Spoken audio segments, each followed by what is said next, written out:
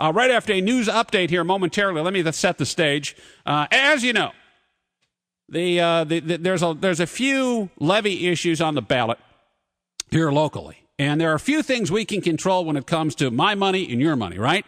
And this is why we tend not to vote for levies. Yesterday, I told you about city council misspending money, that there's no money. There's not $11 million to protect firefighters, and they're going to have to close a third of all fire companies in Cincinnati, and that includes rescue services and ambulance services, which are stretched thin already because of mismanagement and a lack of decent conduct by those in city council that would rather spend money on things like green initiatives and money for youth programs and all this other stuff that makes maybe for a good 10-second soundbite on the nightly news, but it really doesn't do much for a quality of life issue here in Cincinnati. It's a misappropriation of the funds. And the only way we feel we have a sense we can control this is when they come to us asking us for money. And it's kind of like cutting off your nose to spite your face when you shoot down a school levy, because it's in the best interest of your kids and certainly your housing values, without question, housing values. And so the only protest we have is hurting ourselves. That's how desperate we have become here as citizens and as taxpayers. Now, Rich Hoffman is with the Lakota anti-levy people. I've had Rich on before. And he wants to point out the underhanded tricks that are happening right now in Westchester and in Butler County relative to his efforts to get this levy shot down, to the tune of not just maybe a dozen, but many more campaign signs. I don't have an exact number, but a lot of campaign signs for the anti-Lakota levy effort are being stolen. And he thinks something is going on. He's actually maybe got some proof of that, and he will join me here coming up after news in just a little bit. And it'll also tie into another education segment I got coming up later involving the notion that every kid goes to college, and we know the real effect when you have a mentality that 100% of a student body should go to college, and that is many of those kids are not going to wind up making the grade. The sad story is it's costing us billions of dollars. That story's on the way, too, right after news on 700 WLW. 700 WLW, Scott Sloan in the morning, and here we go. Election season. Dirty tricks or just part of the game? Our buddy Rich Hoffman from the anti-Lakota levy contingent joins us this morning on 700 WLW. Rich, good to have you again. Now, I mean, this campaign sign stealing goes on in every election. What are we talking about with the anti-levy signs in Lakota? Well, we've ordered approximately 1,000 signs, 500 signs that were delivered to us around October 1st, that were delivered over the October weekend, the first weekend of October. Mm-hmm. And then we received 500 more last week. Out of that original 1,000, we lost the first 500. What? You lost 500. Yeah. You lost. I thought it was like maybe a couple dozen signs, and you're crying and going, "Oh, poor us." It's by. I mean, everybody who runs for office, they lose some signs. My wife's a realtor; she loses signs, people for whatever reason, and she's not running for office, especially on a hotly contested ballot issue like whether or not we should be taxed more. But 500 out of 1,000, even by that standard, is extreme. In 2 weeks, that's extremely high. There's something at play here. Right. There is, and most of those occurred that very first weekend, and I was so bad that I went out on Sunday morning to get some pictures, for our website to show, how many signs we had, because, we spend $3 a sign on these things. That's what we're getting them for, and it's a $3,000 investment, and you put the work into it, and you want to take some pictures, and I couldn't find any signs on Sunday morning, and we put some time into get those around the community, and I found one or two here and there, but saw a lot of Pro Lakota signs, but our signs were gone.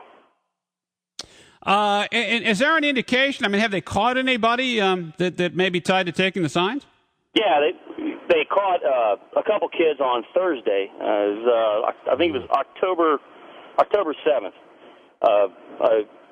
A young boy, he's 18 years old. He was from Lebanon, and he was with a girl from Lakota East. She was 17, and they pulled into a guy's driveway on Cincinnati-Dayton Road at 7 o'clock and started taking his signs. And that's who they caught. Our group doesn't think that it was kids doing all this, because if you've seen 500 signs in the back of a pickup truck, sure, it takes a couple pickup trucks. And so there's no way these kids are putting them in the back of their little. Yeah, and I get a couple of kids maybe doing it as a prank or something like that, and it's certainly at that age they're not political. It's not a political motivated issue at all. No, but it would be a gag. a couple signs is one thing, but half of your sign inventory, there's clearly something else going on here. Oh, clearly, without question. And as far as leads and the like, I mean, do you think it's like some sort of concerted effort to do this, and it's organized in some way, shape, or form, or there are just enough people who are disgusted by the fact that you hate kids that are taking the signs? Well, this is where it gets kind of dicey. You know, we know for a fact, we're getting a lot of emails that teachers are spending time in the classroom talking to students about going home and talking to their parents about passing the levy. Mm-hmm. And, you know, in every school, there's a certain percentage of kids that, you know, they sort of, you know, do everything the teacher says. And, you know, I think it's human nature to want to please them. And I mean, you can only speculate on that. I mean, I'm not in the classroom. I don't see, I mean, all I hear is the stories from people who have kids in the school who are sending us emails and telling us this stuff. You can only put two and two together and think, well, what is a kid from Lebanon who's with a girl from Lakota East, motivated enough at 7 o'clock at night, fooling someone's driveway? I mean, we're not talking about 12 midnight or 1 o'clock in the morning. We're talking about, I mean, that's pretty audacious. And they felt empowered enough to do that, like they had a right to do so. Well, but 500 signs in 2 weeks, clearly there's a bunch of people out there that are doing this kind of thing. I'm surprised that someone hasn't seen anything. Or are they mainly taken from public right-of-ways, or these, as you said, snatched off of people's personal private property? Both. You know, we had Cincinnati-Dayton Road lined with about every 50 feet on the first, when we first got the signs. About every 50 feet we had a No Lakota sign, and like I said, on Sunday morning, every one of them was gone, every single one. Mm. So to have that many signs, I mean, they've got to be in somebody's garage somewhere, because where do they go? I mean, you don't set them out for Rumpke to pick up 500. Somebody's got some signs somewhere. It's an enormous amount, and even haul them out, it would take hours to even collect that many. So it had to be an organized effort. And we filed a police report for 50 to 100 missing, because that's what we could prove. I mean, you have to do an inventory and drive all over the community and to really take a hard inventory. And I took the hard inventory on Sunday morning, but we filed the report before we really looked at it after the weekend damage. And so we reported 50 to 100 to be conservative, so we know we weren't boasting the numbers. Well, half the sign's gone. What have the police said about this? Obviously, it's awfully difficult to catch someone unless they're caught in the act. What the police say? Yeah. Well, they think there's a larger effort going on, and when they caught the kids from October 7th, the detective pretty much stated that he thought this was a kind of an isolated incident, and to confirm what I said, there's no way that many signs could be removed by a coalition of kids unless they all did it. You know, as some sort of independent group. And I've actually talked to there's some kids that are for the Lakota levy. They're called Teens for Lakota, and I talked to the kid about it that's kind of running things, and he put a statement on his website saying they absolutely condemn that kind of behavior. So I don't believe it's coming from them. I know who it's coming from, and I'll get into that in a second. But, Rich, if people live in Lakota District, you put a sign, should you be chaining your campaign sign up to a tree or something like that? Should you be sitting in your front lawn with a shotgun morning, noon, and night to protect your First Amendment rights to express your opinion about this? The guy that caught those kids was doing just that, and he wanted to prosecute them to the furthest extent of the law. And you know, they're actually going to prosecute the boy because he's 18. Yeah. With theft and criminal trespassing, and the girl gets complicity. But he pushed for it. I mean, he went out and cornered him in the driveway, wouldn't let him leave, and you know, because he was watching. But it's a shame that this goes on. Now, we've talked about in the anti-group, when we've had our meetings, we were very clear at the very beginning. This is not the campaign we want. You know, the idea here is to both sides throw out some ideas, and the voter can then decide what do they like. If you sabotage the message, you can't get you can't get an equal voting. You know, the voter doesn't know what to do if you just hear the one side. So to silence. Well, here's a question to ask you: do you have any belief that any of the pro-levy signs are missing? Probably some. But I'll tell you. I mean, they say that they had 2,000 signs they put out. They've lost 500. They have 2,000 more coming out. And you drive around the community. I don't think they have 2,000 signs out. I don't know. I mean, that's a lot of signs. But I'll tell you this much. Well, you don't need to have many signs when your kids who go to school are bringing home literature morning, noon, and night to say vote for the levy. Precisely. I can tell you, as far as that statement there, we have three key locations that we kind of market because those are heavy traffic areas. That's Cincinnati Dade Road. It's 747 Hamilton Mason Road. The Pro Lakota signs have stayed there the entire campaign, and we've replaced ours. This will be the third time what we just did over the weekend. So those signs have not left. No one's touched them. They probably have lost a few, but I'm not going to say that they're not. But I just know I see the same signs every day. Yeah. And well, I mean, you can't cover it. Obviously, Rich, in all fairness, you can't be everywhere in Lakota. But if you see that an area you keep putting signs, and the next day the signs are gone, and they're next to signs for the Pro Levy campaign, and they're not touched, that should tell you something right there. Now, it does. So if somebody's in the area, they see something, they see somebody grabbing some signs. If you can, get a license plate number or call police, and because I'm sure they want to investigate this too. Yep, call 911 and let them know that's what the police want us to do. Yeah, you may disagree with the message. You may think, no, you got to pass a levy, and that's fine. We'll decide in November. But, it really is, if this is about the kids, if this is about what's best for the community, how can you stifle dialogue, and how can you stifle your opponent for expressing the same First Amendment rights you have to inform voters on what choice to make? Right. When you're trying to – I mean, this should say a lot about the pro-levy people. Oh, it does, and we've there's been a lot of discussion here, and the things that have went on since we spoke about a couple weeks ago about some of the salaries and pension issues and how they buried themselves. I think we've established pretty well, and a lot of what's going on in our community, people have got the message. They understand that this isn't about the kids. This clearly is not about the kids. These dirty tricks that go on are just really about silencing the one side so that the other side, and this is how it's gotten in trouble to begin with. This is how the whole thing turned into an avalanche of unfunded mandates that they're going to have to finance that they can't finance. Right. Hey, Rich, I got to roll, but thanks for the update, and I'm sure there are going to be more. Give me a shout, shoot me an email if you hear something about this, and we'll go from there. I certainly will. Appreciate it, man. Thank you so much. Rich Hoffman from the Anti-Lakota Levy people.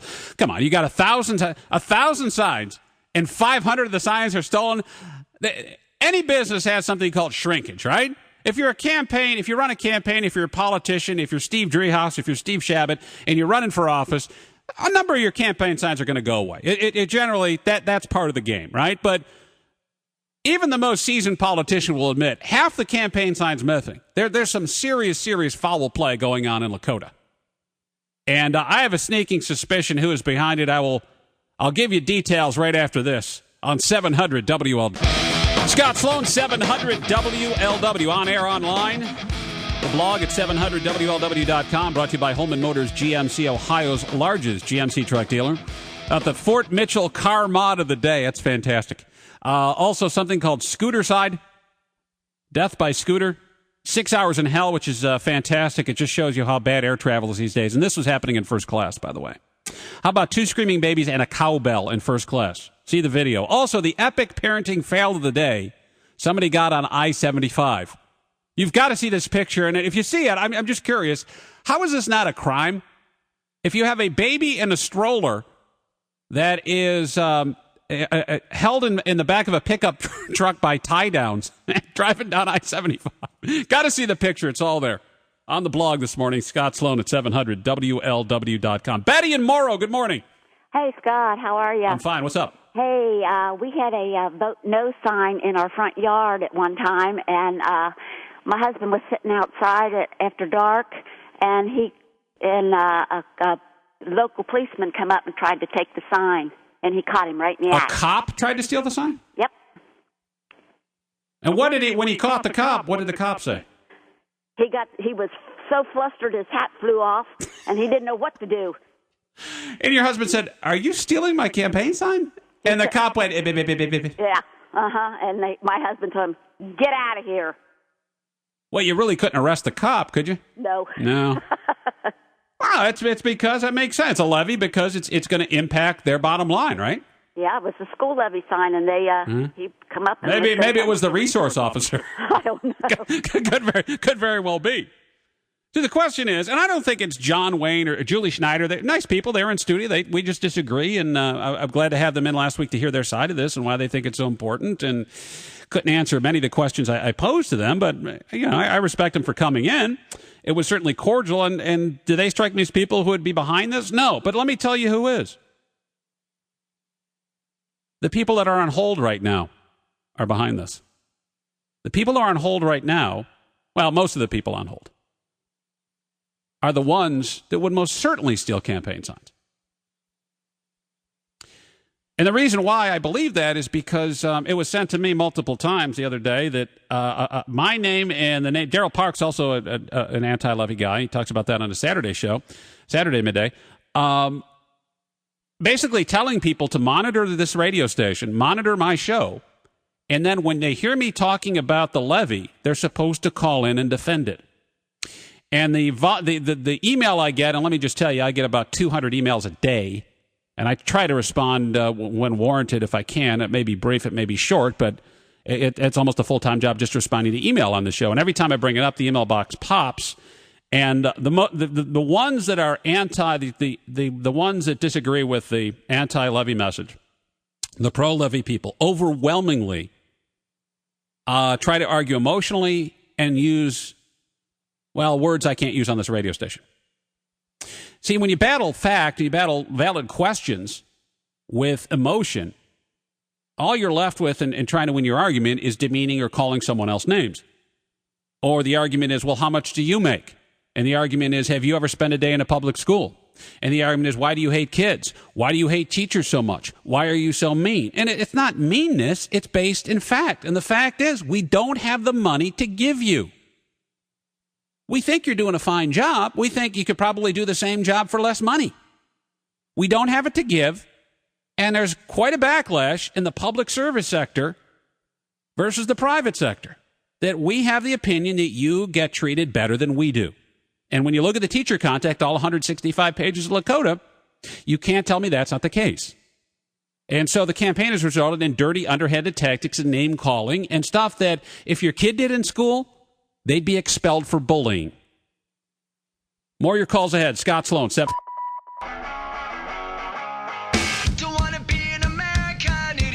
Scott Sloan, 700 WLW.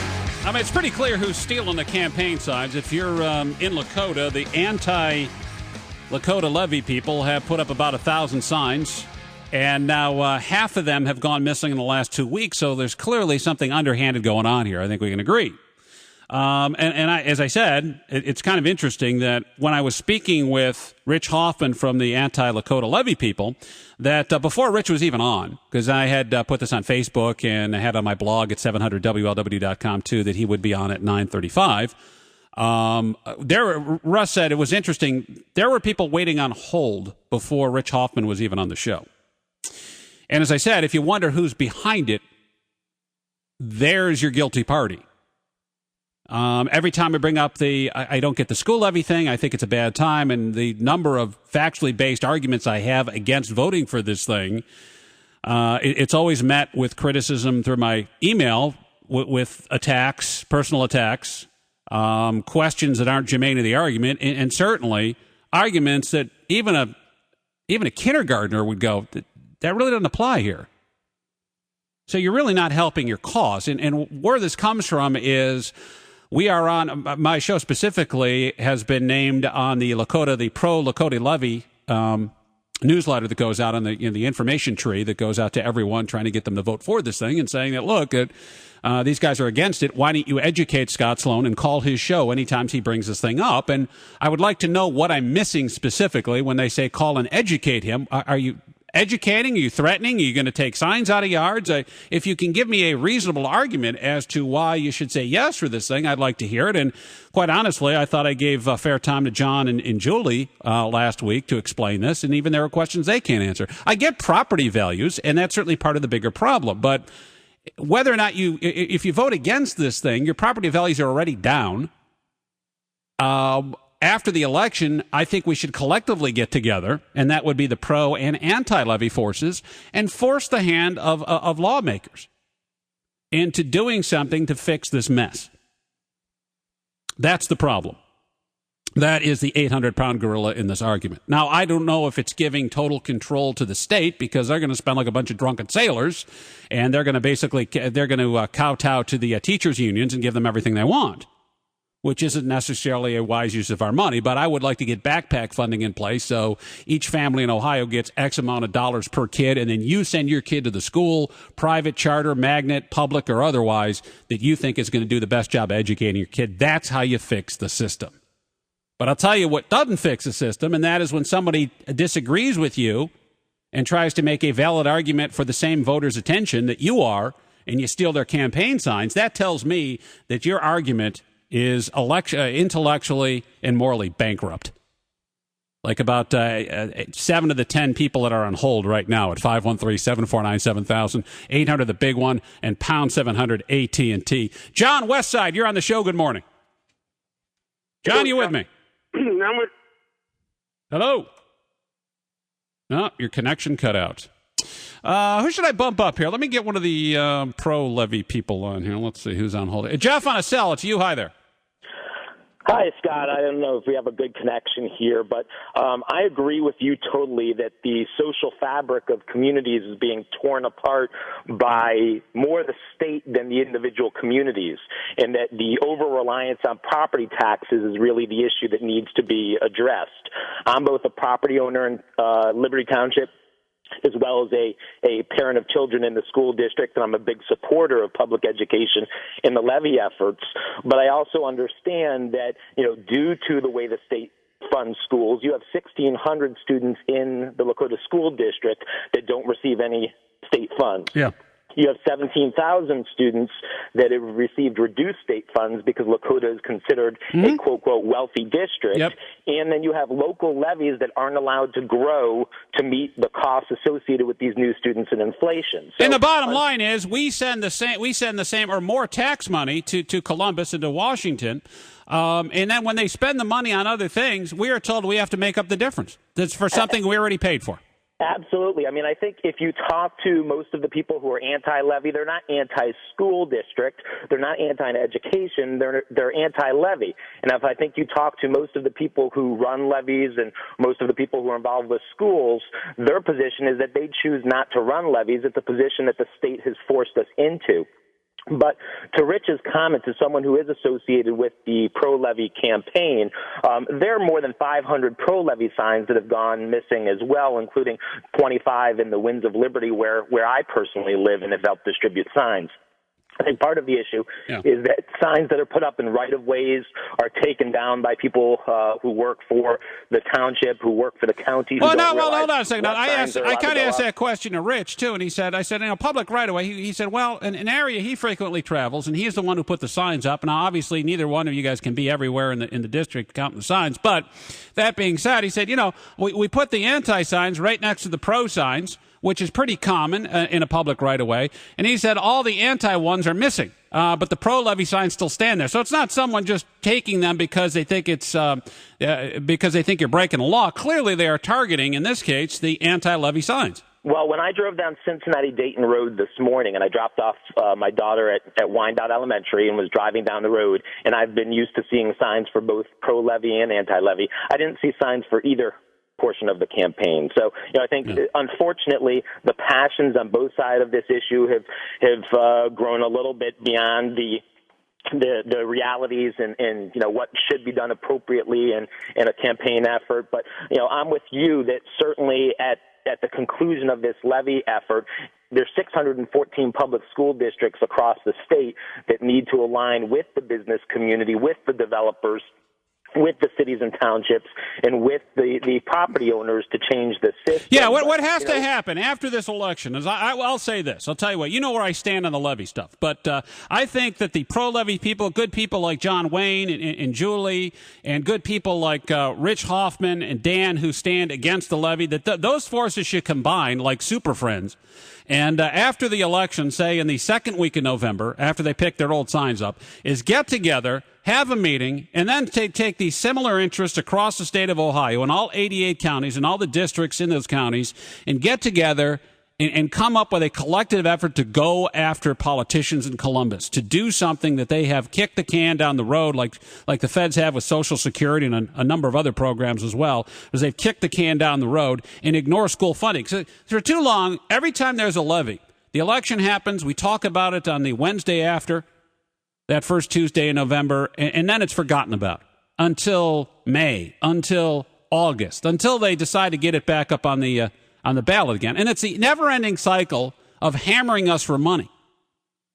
Because when the levy fails, we get hammered 3 months later. The people who are for the Lakota levy started this 2 years ago. They started campaigning 2 years ago on this.